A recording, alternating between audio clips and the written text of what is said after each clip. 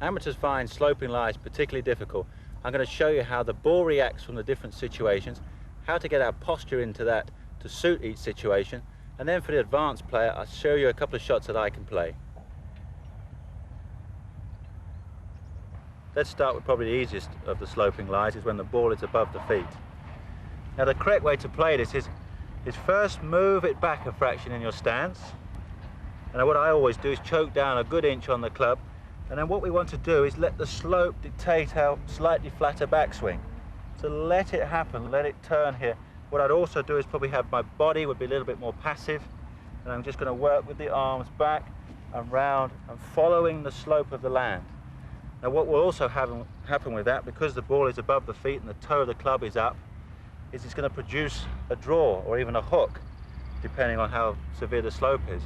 So don't fight that. I think if you try to fight that, that's where a lot of people get into their faults, where they probably stay with the original stance, the ball too far forward, club, they probably try to lean away from it because they're gripping at the normal length, and probably pick the club up and try to steer it down there, and you probably would hit a straight pull in that situation.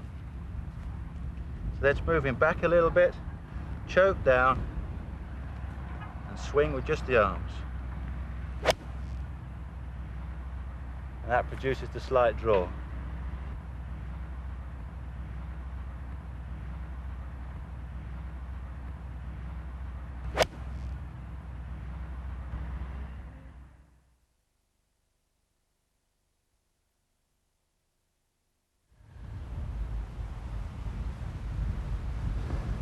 Now this one's a difficult shot, Nick, even for good players when the ball is below your feet, because balance is the big problem here. So what we have to do is learn to set up to the ball so we can maintain good balance through the swing. Because many handicapped golfers tend to lose their balance, their weight goes towards their toes, and they really move all over the shot as they're making the swing. So let's take your address position there. Now we can see if you make the normal address position, how easy it would be to get forward onto your toes. Yeah, you'd fall through and probably be getting pretty close to promoting a shank, wouldn't you, if you're falling through after the shot? Certainly would. I've seen that with many club golfers. Make a slightly wider stance. Okay. Put the ball further forward to allow for the club to come down on a slightly steeper angle of attack. Now hold the club up the end as far as you can, even if you feel like part of the hand is off the end of the club. That gives you maximum length with the shaft, you see, to get to the ball. Right, now this type of lie will dictate that the ball's going to move left to right severely, because the ball will follow the shape of the slope. Yeah. And also, it's going to make us swing more upright. So you can see here, this is what we need to try to do, is promote a little bit more up and down swing. We don't want a normal plane because it'll be too far around ourselves, and that will make us then either fall back or conversely naturally fall forward into the shot. Okay. So why don't you just make a swing there, get good rhythm here, and go ahead. Pick it up and then try and stay, keep my weight on the heels and pull through left, yeah? Exactly. Okay.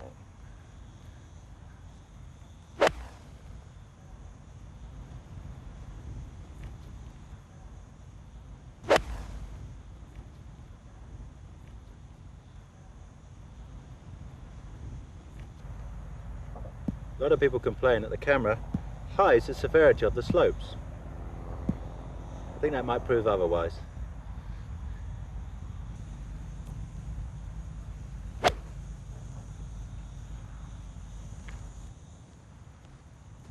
Well, let's have a look at this shot here, Nick. This downhill lie, and once again, it's pretty much a case of balance and learning how to set up correctly to the slope.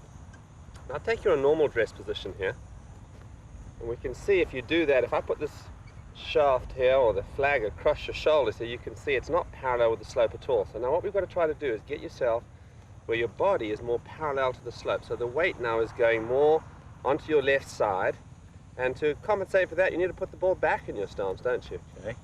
There we go. So we can see here now that the slopes are more parallel to the flag, and from there you can now make a swing which is very similar to your normal golf swing without making too many adjustments.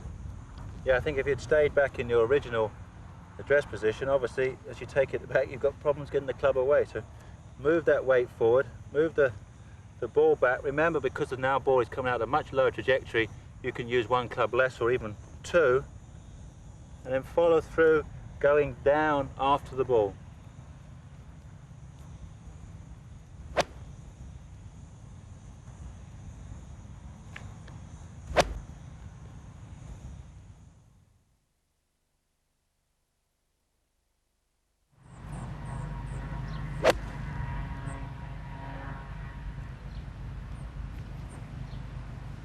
Now I'd like to show you two shots on the uphill lie. One which I'd recommend for the club members, when I would like you to get your weight behind the ball to help loft it into the air. And for the advanced players, as I mentioned earlier, I'd actually break those rules and put my weight further forward so I can hit down and through, make a few other adjustments, because I'd still like to get a lower trajectory, maybe if I'm playing in the wind in this situation. So let me stand in my normal dress position, and David will show you with the aid of the pin again how to move our weight over. Now, certainly in all situations on slopes, you want to try to get parallel to the slope for most golfers. Now we can see here, as with in Nick's case, when he sets up normally to the ball, the flag is too level here. So we need to try to get his spine tilted to the right here. Good, the weight will then move back to the right side. Now we've got his body now more parallel to the slope. This is very important. And certainly for most golfers, they're going to put the ball further forward. And seeing the ball's going to go quite a bit higher, we've got to take another club or so in order to allow for that difference. Yeah, and the swing remains very similar. Obviously in this position, it actually makes it easier to get a nice low, wide takeaway, and then we're hitting through and up and sweeping the ball up over the hill. So stay back on it and sweep it up. And that produces the high shot.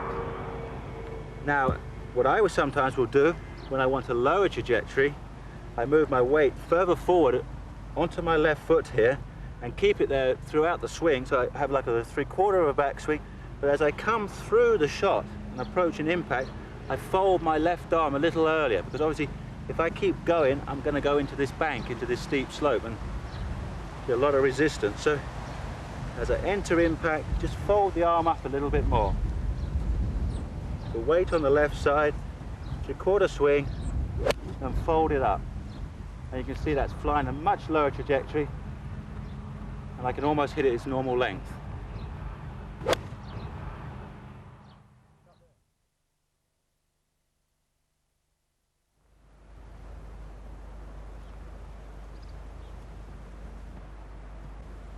I feel the most important aspect of my game at the moment is my resistance I managed to create now in my leg action.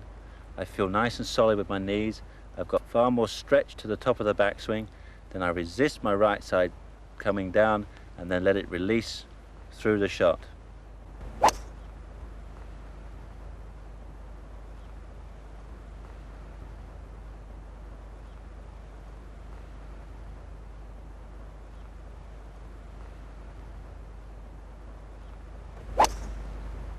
I feel my finish again is related very much to a good solid leg action when I can really resist with my left leg and then let the right side of my body release through the shot into a good solid finish.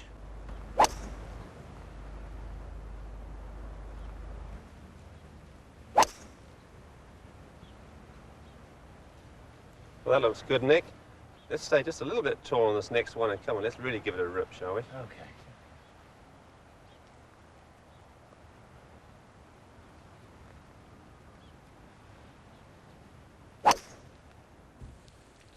Well, thank you very much for joining us.